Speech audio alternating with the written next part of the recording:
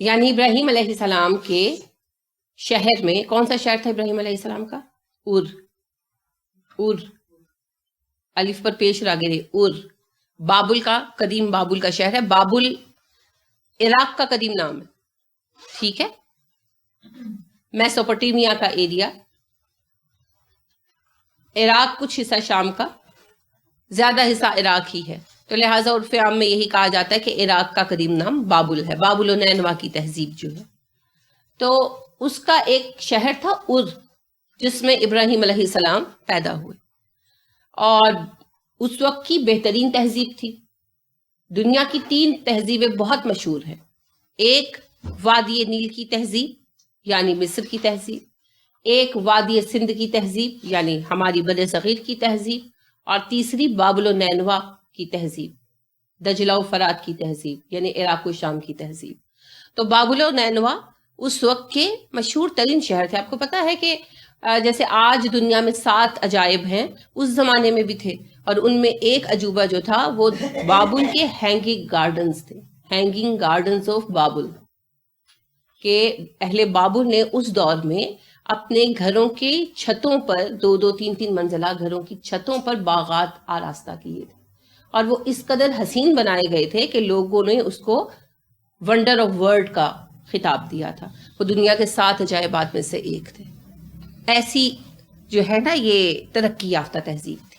کوئی یہ نہیں کہ کسی دیہات میں پیدا ہو گئے تھے ابراہیم علیہ السلام. اور جو تھا صدر مقام تھا اس وقت بابل کا. لہٰذا ایک بڑی ہی مہذب قوم کے مہذب ترین ایریا میں ابراہیم علیہ السلام پیدا ہوئے، مگر ایک بھی آواز نہیں تھی جو کبھی اٹھی ہو ان پڑھے لکھے لوگوں میں. وہ پڑھے لکھے لوگ تھے، کوئی جاہل لوگ نہیں تھے.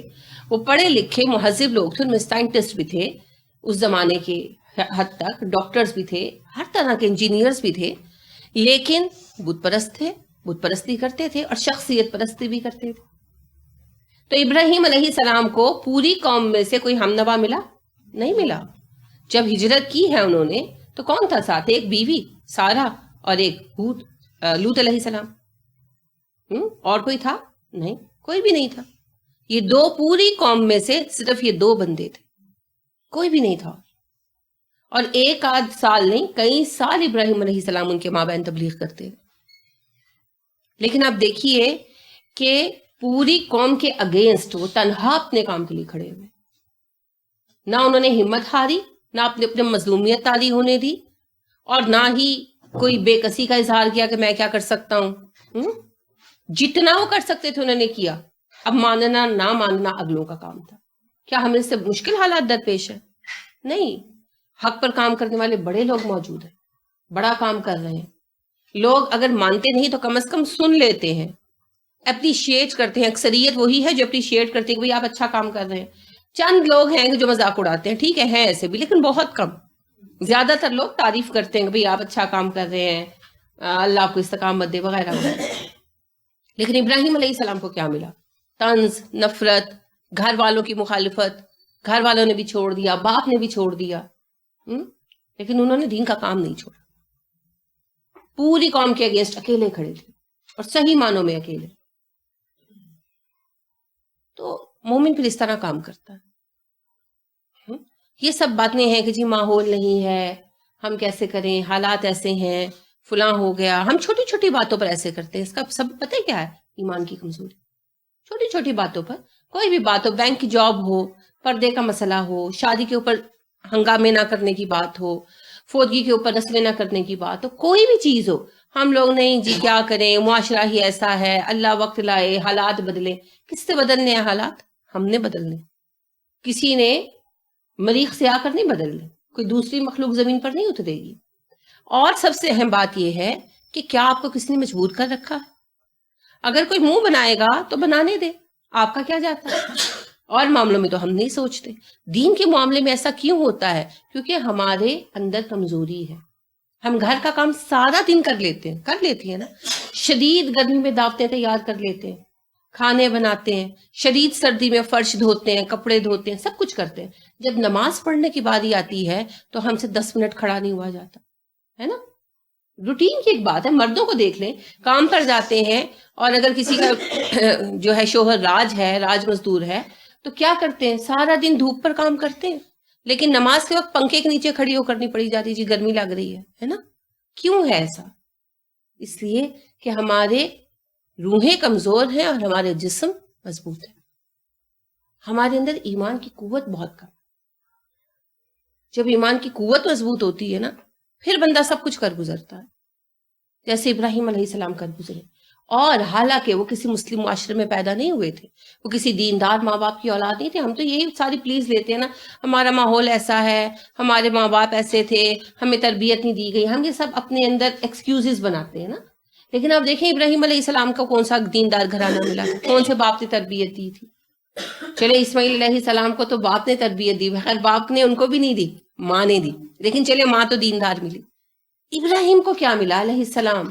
نہ دیندار گھرانہ تھا, نہ معاشرہ ہی دیندار تھا, ہے نا. دیکھیں یوسف علیہ السلام اگر دین پر قائم کھڑے نظر آتے ہیں نا, تو ان کی 8-9 سال کی تربیت ہے پیچھے یوسف علیہ السلام کے والد یعقوب علیہ السلام کی. ابراہیم علیہ السلام کے پیچھے کون تھا؟ کوئی بھی نہیں تھا. اللہ نے یہ مثالیں کیوں رکھی ہم جیسوں کے لیے, کہ ہم یہ بہانے بنانے چھوڑ دیں. نہ والدین دیندار, نہ گھرانہ دیندار, نہ ہی معاشرہ دیندار, اور نہ ہی اس معاشرے میں سے ایک بندہ جو ایمان لایا ہو, ہے نا. لیکن وہ ایک ذرہ برابر ہلے نہیں ہلے, اتنی مضبوطی سے قائم رہے کہ اللہ رب کریم انہیں کہتے ہیں مسلمن حنیفن. وہ مسلم حنیف تھا. اللہ گواہی دیتے ہیں, کتنی تعریف کرتے ہیں اللہ ابراہیم کی علیہ السلام, ہے نا. اتنی کہ اللہ کے نبی صلی اللہ علیہ وسلم, ہمارے پیارے نبی صلی اللہ علیہ وسلم نے جب کہا, آپ سے پوچھا گیا کہ آپ پر صلاح کیسے بھیجے, تو کیا سکھایا؟ اللہم صلی علی محمد وعلی آل محمد کما صلیت علی ابراہیم وعلی آل ابراہیم. مطلب سمجھتے ہیں کہ اللہ جی جتنی رحمت آپ نے ابراہیم اور اس کے بچوں پر بھیجی, اتنی مجھ پر بھیجو. اس سے پتہ کیا چلا کہ رسول اکرم صلی اللہ علیہ وسلم رشک کرتے تھے ابراہیم پر علیہ السلام. حالانکہ آپ انبیاء کے سردار ہیں, ہے نا, لیکن آپ ابراہیم پر رشک کرتے تھے. ایسا تذکرہ ہے ابراہیم کو, اس لیے کہ ابراہیم علیہ السلام اپنے پورے معاشرے میں ایک مومن ہو کر بھی کھڑے تھے. ہم مومنوں ہی کے معاشرے میں ہیں, ہم اکیلے نہیں ہیں. یہ درست ہے کہ ایک لوٹ بگڑی ہوئی ہے, لیکن ہیں تو مومن نا, کلمہ تو پڑھتے ہیں. اور پھر میں وہی عرض کروں گی کہ 90% لوگ وہی ہیں جو دین کا احترام بھی کرتے ہیں, اور دین پر چلنے والوں کو اپنے سے بہتر مانتے ہیں, ہے نا. ٹوٹا پھوٹا جیسا بھی ہمیں علم آتا ہے نا, تو جب پڑھانا شروع کر دیتے ہیں نا, یا پڑھنا شروع کر دیتے ہیں, تو کہیں جاتے ہیں تو لوگ عزت کرتے ہیں, سیٹ چھوڑ کے کھڑے ہو جاتے ہیں. نہیں آپ بیٹھے ہیں, تو آپ تو عالمہ ہیں, آپ تو قرآن پڑھتی ہے, نہیں آپ کی بات صحیح ہوگی. ہوتا ہے اس طرح, ہوتا ہے نا. سر آنکھوں پہ بٹھاتے ہیں, ہے نا, عزت دیتے ہیں. لیکن ہم لوگ اس کے باوجود کمزور ہیں, کیونکہ ہمارے اندر کمزوری ہے. اس کمزوری کا حل کیا ہے؟ وَاسْتَعِينُوا بِالصَّبْرِ وَالصَّلَاةِ. کیونکہ یہود کے اندر کمزوری تھی نا.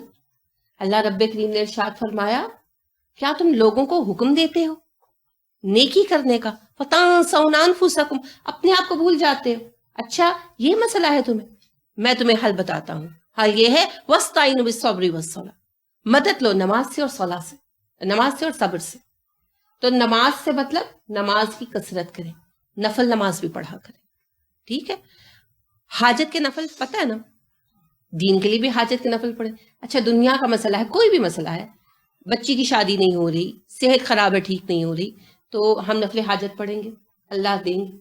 تو اگر دین میں کمزوری ہے تو کون صحیح کرے گا؟ دل پر تالا لگا ہے, کس نے کھولنا ہے؟ اللہ نے کھولنا ہے. اگر سٹیمپ لگی ہوئی ہے اللہ نہ کرے دل پر, کس نے توڑنی ہے؟ اللہ نے.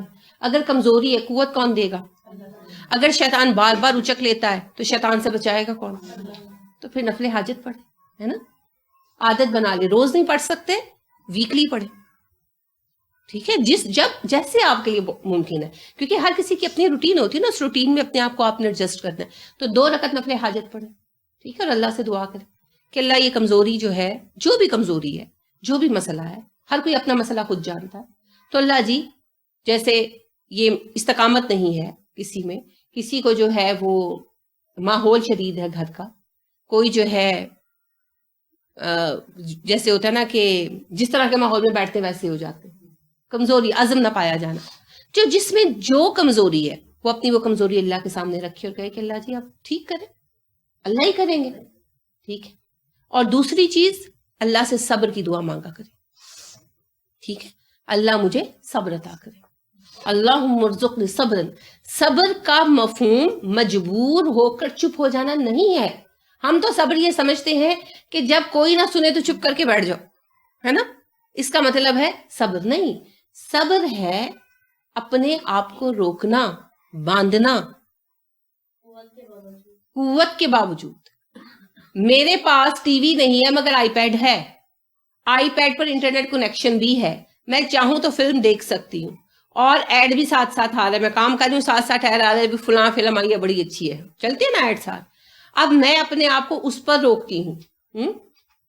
حالانکہ میرے ذہن میں خیال آ رہا ہے کہ اچھا تھوڑی سی دیکھوں تو صحیح، تھوڑی سی دیکھوں تو صحیح، خیال آ رہا ہے ذہن میں. اس وقت میں اللہ سے مدد طلب کرتی ہوں. اللہم ارزقنی صبرا، اللہ مجھے صبر عطا کریں. دعا کریں، کیونکہ بعض اوقات دل میں خواہش آنے لگ جاتی ہے. میں ایک فلم کی بات کر رہی ہوں، وہ کوئی بھی چیز ہو سکتی ہے.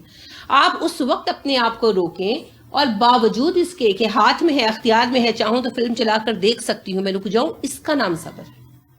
ٹھیک ہے. ہم نے تو صبر کو جبر کے معنوں میں لیا ہوا ہے کہ کسی کے جبر کے سامنے ہم چپ ہو گئے تو یہ صبر ہے. یہ نہیں صبر ہے. مومن مجبور نہیں ہوتا. ٹھیک ہے، وہ اپنی مرضی سے سیکریفائز کرتا ہے. اس قربانی کا جو ہم اپنی مرضی سے کریں صبر ہے نا. ٹھیک ہے. زیادہ مشکل لگے تو کوشش کر کے اس وقت نماز پڑھ لیں. اور تیسری چیز ہے اذکار، ذکر. ذکر جو ہے نا، یہ وائٹامن ہے، یہ طاقت کی گولیاں ہیں، یہ آپ کو بچائیں گی. ذکر شدید ہیلپ کرتے ہیں. جس وقت ذہن ڈی ٹریک ہونے لگے نا، اس وقت ذکر شروع کر دیں. اگر ڈی ٹریک ہو بھی گئے، فرض کر لیں یہی فلم کی آپ بات ہے، فلم چلا لی، دیکھنا شروع ہو گئے، گھنٹے بعد خیال آیا کہ اوہو میں تو اپنا ٹائم ویسٹ کر رہی ہوں، اور میں نے تو عہد کیا تھا میں نہیں دیکھوں گی. تو کیا کریں؟ بند کر کے اذکار شروع کر دیں. جو بھی ذکر آپ پڑھ کر کو پسند ہے، ذکر شروع کر دیں. وہ اس کثافت کو بھی دھو دے گا جو اس کو فلم کو دیکھنے سے دل پر آئی، نافرمانی کرنے سے دل پر آئی، اور وہ آپ کو طاقت بھی دے گا اور دل کا رنج بھی مٹائے گا. ذکر میں بہت قوت ہے. اذکار کو لازم پکڑیے. ٹھیک ہے. تو 3 چیزیں ہیں. نماز، اصل میں نماز بھی ذکری ہے.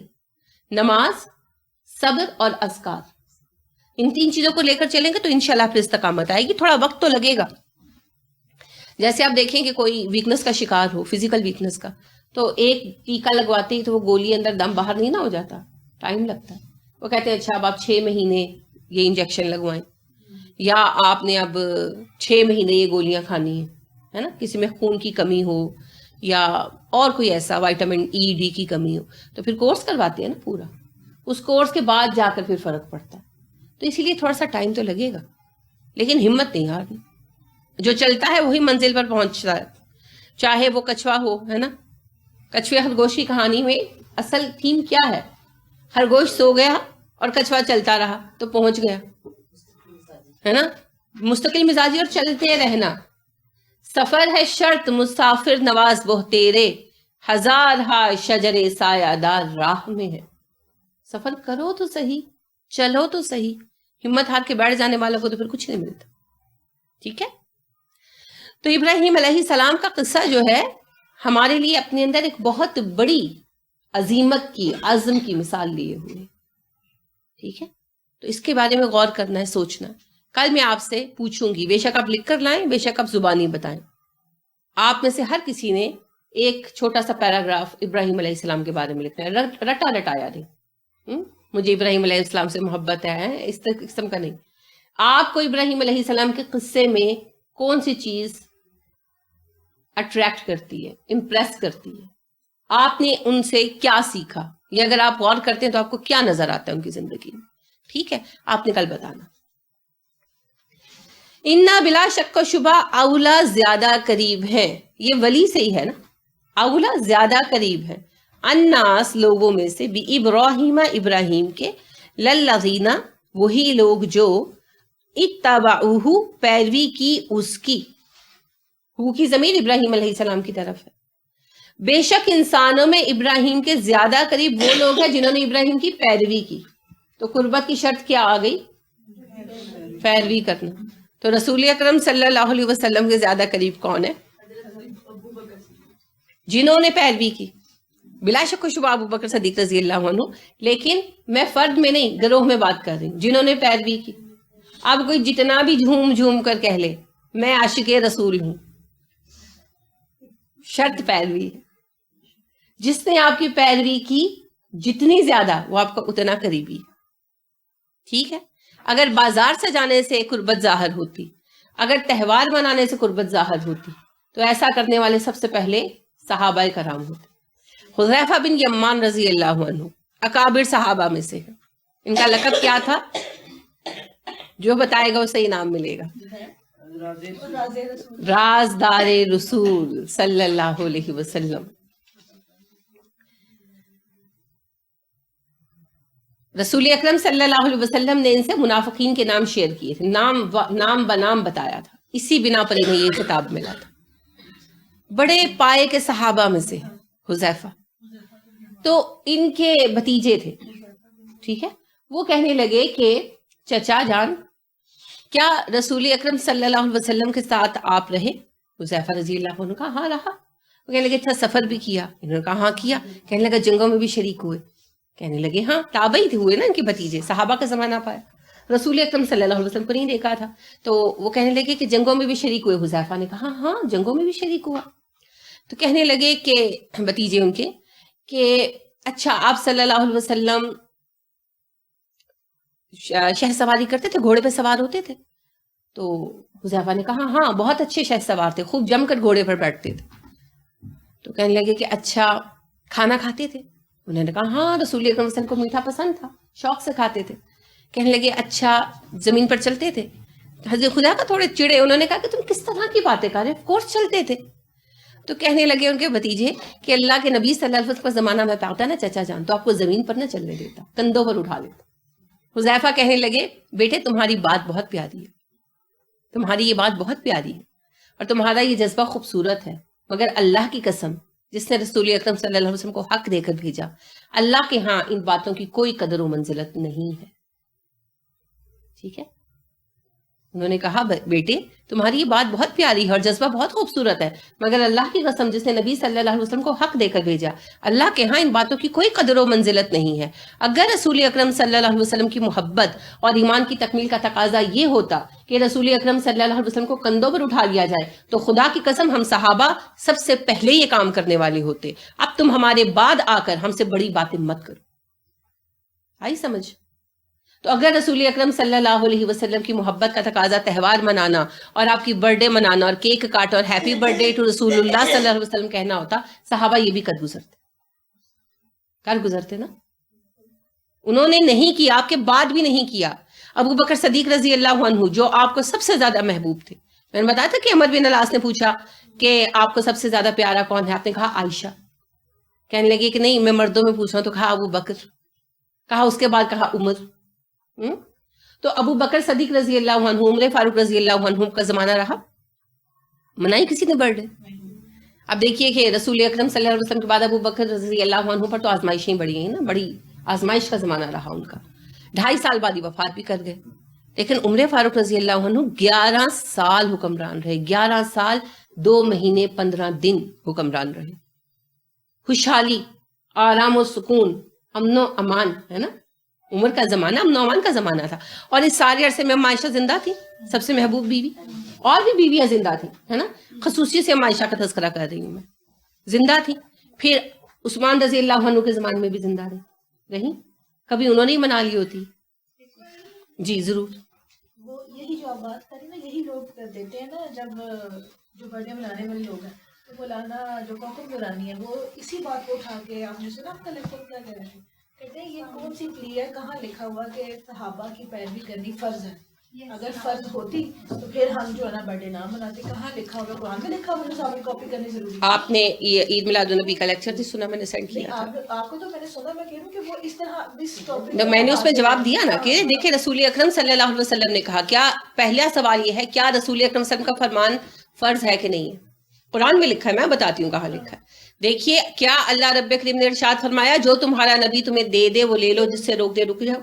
کیا اللہ کریم نے فرمایا ما کانا محمد لقد کانا لکم فی رسول اللہ اسوۃ حسنہ، فرما دیا.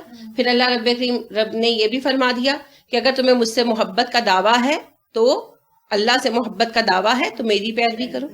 تو پیروی رسول اکرم صلی اللہ علیہ وسلم کی فرض ہو گئی. تو اس سے اصول کیا نکلا؟ نبی اکرم صلی اللہ علیہ وسلم کا فرمان اور آپ کا فعل فرض ہے.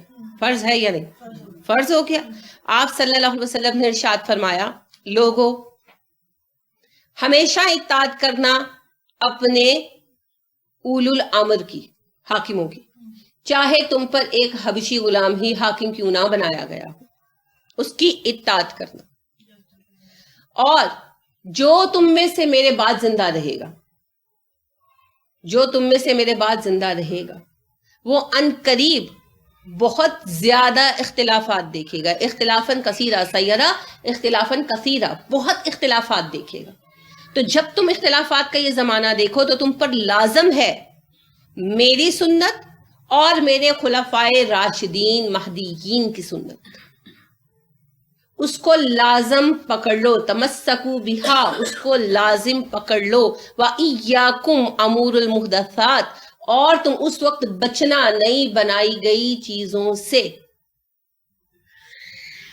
کل محدثۃ بدعۃ، ہر نئی چیز بدعت ہے. وکل بدعۃ ضلالۃ، اور ہر بدعت گمراہی. ٹھیک ہے، اس میں وضاحت، بالکل وضاحت ہے. رسول اکرم صلی اللہ علیہ وسلم نے کیا کہا کہ میرے بعد کیا کرنا؟ اپنے اولو الامر کی اطاعت کرنا، چاہے وہ حبشی غلام ہی کیوں نہ ہو. اور جو تم میں سے میرے بعد زندہ رہے گا اختلاف کثیر دیکھے گا. سیرا اختلافاً کثیراً، بہت اختلافات دیکھے گا. ایسے میں وعلیکم بسنتی، تم پر فرض کر دی گئی میری سنت، وسنت الخلفاء راشدین المہدیین، میرے ان خلفاء کی سنت جو ہدایت یافتہ اور ہدایت کی طرف لے جانے والے ہیں. ٹھیک ہے، یہ چار ہیں، آپ کو پتہ ہے خلفائے راشدین، سبھی کو پتہ. اب اصل میں خلفائے راشدین کا زمانہ صحابہ کا زمانہ کور ہی آلموسٹ کر لیتا ہے. اور آپ صلی اللہ علیہ وسلم نے پھر مزید کہا تمسکو بہا، اس کو لازم مضبوط پکڑ لینا. تمسک ہوتا ہے کسی چیز کو جپھی ڈال کے پکڑ لینا، کہ اس کو لازم پکڑ لینا، لازم پکڑ لینا. ٹھیک ہے، مزید کہا وَعَضُّ الْأَنَامِلِ، چاہے اس کو دانتوں سے، داڑوں سے پکڑ لینا. اس طرح پکڑنا عض النواجس، جیسے دانتوں سے پکڑ لیتے ہو، داڑ کے ساتھ مضبوطی سے. اور پھر آپ صلی اللہ علیہ وسلم نے کہا اور اس عرصے میں نئے پیدا کردہ امور سے بچنا، کیونکہ ہر نیا پیدا کیا گیا امر ایک بدعہ ہے اور ہر بدعہ ایک گمراہی ہے. لہٰذا قرآن ہی سے ثابت ہوا کہ صحابہ کی پیروی فرض ہے. میرے صحابہ ستاروں کے مانند ہیں، تو ان میں سے جس کی بھی پیروی کرو گے ہدایت پاؤ گے. اس میں حکم نہیں ہے نا، دو چیزیں ہیں اس حدیث کے ساتھ. آپ صلی اللہ علیہ وسلم نے فرمایا سارت صحابہ کا نجوم، میرے سب صحابی ستاروں کی طرح ہیں. تم جس کے پیچھے چلو گے، جس کی ہدایت پیروی کرو گے، ہدایت پاؤ گے. لیکن اس حدیث میں دو باتیں ہیں. پہلا آپشنل ہے، حکم نہیں ہے. یہ اس میں کہا کہ چاہو تو جس کے پیچھے چلو. اور دوسری بات یہ ہے کہ اس حدیث کی سند میں ضعف ہے، اسی لیے میں نے اسے بیان نہیں کیا، کیونکہ پھر بعد میں وہی بحثیں ہیں. یہ حدیث جو میں نے عرض کی اس میں دو چیزیں ہیں، اگرچہ اس مفہوم کی اور احادیث بھی ہیں، لیکن یہ بالکل واضح ہے اور ٹو دی پوائنٹ ہے، اسی لیے میں نے عرض کی. یہ جو حدیث ہے بالکل اتھینٹک بھی ہے اور یہ حکمیہ ہے. ٹھیک ہے نا، آپ صلی اللہ علیہ وسلم صیغہ امر میں بات کر رہے ہیں کہ جب میں نہیں رہوں گا، مر جاؤں گا، تو میرے بعد اپنے اولو الامر کی اطاعت کرنا، اور جب اختلافات کا زمانہ آئے تو میری اور صحابہ کی پیروی کرنا، میرے ہدایت یافتہ خلفاء کی پیروی کرنا، اور ہر نئی بات سے بچنا. ٹھیک ہے، باقی رہ گئی کوکب نورانی، تو آپ یہ مت سمجھیے گا کہ کوکب نورانی صاحب نے یہ حدیث پڑھی نہیں. وہی تو ہے رانی. اللہ رب کریم ان لوگوں کے حال پر رحم کرے. یہ حجت ہے، یہ حجت. کوئی طریقہ نہیں ہے رسول اکرم صلی اللہ علیہ وسلم اور صحابہ کرام رضی اللہ عنہم علیہم اجمعین کی بات کو چھوڑنے کا. آپ صلی اللہ علیہ وسلم نے فرض کر دیا. یہ آج کی بات نہیں، تب بھی ہوتا تھا. عبداللہ بن مسعود رضی اللہ عنہ حج کے لیے آئے. اب دیکھیں صحابہ کا زمانہ تھا، عمر فاروق رضی اللہ عنہ کا دور تھا. ابن عمر کہتے ہیں کہ انہوں نے ایک بندے کو دیکھا، وہ سلا ہوا احرام پہن کر حج کر رہا تھا. تو انہوں نے اس کو کہا کہ سلا ہوا احرام نہیں پہن سکتے حج کے لیے.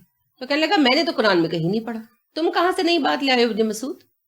ابن مسعود رضی اللہ عنہ نے کہا کیا تم نے قرآن میں پڑھا نہیں ہے، جو تمہارا رسول تمہیں دے لے لو اور جس سے تمہیں روک دے رک جاؤ؟ کہنے لگا ہاں یہ تو پڑھا ہے. تو انہوں نے کہا اللہ کی قسم میں نے رسول اکرم صلی اللہ علیہ وسلم کو انسلا احرام پہنے دیکھا اور آپ نے ہمیں انسلا احرام ہی پہننے کا حکم دیا. ٹھیک ہے. اسی طرح آپ کو وہ خاتون بھی یاد ہوں گی جو ابن عمر کے پاس آئی اور کہنے لگی کہ ابن عمر میں نے سنا ہے تم پلکنگ کروانے والی عورتوں پر لعنت کرتے ہو. ابن عمر نے کہا ہاں میں کرتا ہوں. وہ کہنے لگی تم کون ہوتے ہو کرنے والے؟ میں نے تو 2 جلدوں کے درمیان سارا قرآن پڑھ چھوڑا، مجھے تو کہیں یہ بات نہیں ملی. ابن عمر رضی اللہ عنہ نے بھی یہی آیت دہرائی. وہ خاتون کہنے لگی ہاں یہ تو پڑھی ہے میں نے قرآن میں. تو انہوں نے کہا کہ سنو میں نے اپنے نبی صلی اللہ علیہ وسلم کو 4 عورتوں پر لعنت کرتے دیکھا، ٹیٹو بنوانے والی، نقلی بال لگانے والی، پلکنگ کروانے والی اور دانتوں کے درمیان حلا کروانے والی. یاد ہے؟ تو اصل اصول یہ ہے کہ قرآن بنیادی اصول کی کتاب ہے. اب زندگی کے ہر اصول کے بارے میں تفصیل نہیں آ سکتی تھی، تو ایک جامع اصول دے دیا گیا، اپنے نبی صلی اللہ علیہ وسلم کی پیروی کرو. اور رسول اکرم صلی اللہ علیہ وسلم نے ہمیں اصول یہ دیا کہ قرآن، سنت اور صحابہ کے عمل پر چلو، میرے ساتھیوں کے عمل پر چلو. اب اس کے بعد جو کہے کہ صحابہ کا طریقہ کار ہم پر فرض نہیں ہے، وہ اصل میں محض حجت بازی کر رہا ہے. ٹھیک ہے، محض حجت بازی کر رہا ہے. اور جس کے ساتھ کھڑا ہونا ہے پھر اسی کے طریقے میں چلنا پڑے گا. یہ پتہ کیا ہے؟ کچے معصوم ذہنوں کو بہکانا اور کچھ بھی نہیں. اگر صحابہ کو ہی پیچھے نہیں چلنا تو پھر کس کے پیچھے چلنا؟ رسول اکرم صلی اللہ علیہ وسلم اور صحابہ، ان سب کی پیروی فرض ہے. صحابہ کے زمانے میں جو کام ہوا اور صحابہ نے اس کو نہیں منع کیا تو وہ کام تو ہمارے لیے دلیل بن جاتا ہے. ٹھیک ہے. اور جس سے صحابہ نے کہا کہ نہیں یہ کام جو کیا جا رہا ہے غلط ہے، تو اس سے رکنا بھی ہم پر دلیل بن جاتا. ٹھیک ہو گیا؟ اچھا سوال کیا. تو لہٰذا رسول اکرم صلی اللہ علیہ وسلم کی قربت کا اصول بھی وہی ہے جو ابراہیم علیہ السلام کی قربت کا اصول ہے. یہ اصول آپ یا میں نہیں دے رہے ہیں،